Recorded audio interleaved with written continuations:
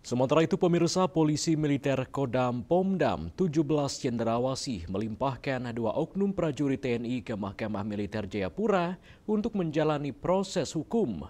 Kedua oknum tersebut diduga terlibat pelanggaran disiplin berat yang mencoreng nama institusi.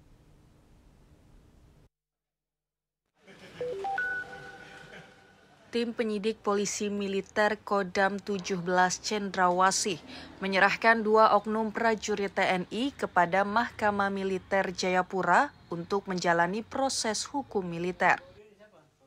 Kedua prajurit TNI tersebut yakni Pratu TB dari Satuan Pomdam 17 Cendrawasih yang terlibat penembakan warga sipil hingga tewas di Entrop, Distrik Jayapura Selatan, Kota Jayapura pada Kamis 4 September lalu. Serta Kapten John atas kasus penembakan anggota TNI Praka EM, anggota Kodim 1715 Yahukimo, hingga meninggal dunia di Kampung Kalimo, Distrik Waris, Kabupaten Kerom, Papua pada Minggu 7 September lalu.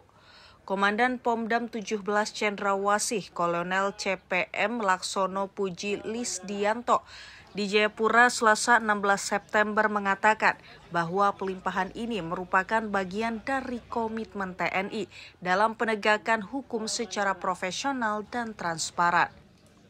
Kapten John itu rencananya dan Satgas Bandara agar merapat ke kita kirim langsung ke Otmir sumber suara dengan akan diambil oleh jadi dua-dua tersangka.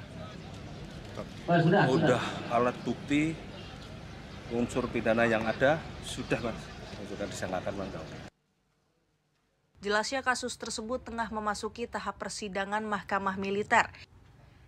Ia pun memastikan proses hukum dijalankan sesuai prosedur dengan menjunjung tinggi akses keadilan. Pihaknya turut mengimbau agar seluruh prajurit TNI menjadikan kasus ini sebagai pembelajaran, sekaligus mengingatkan pentingnya menjunjung profesionalisme dalam menjalankan tugas. Dari Jayapura, Papua, Laksa Mahendra, Kantor Berita Antara mewartakan.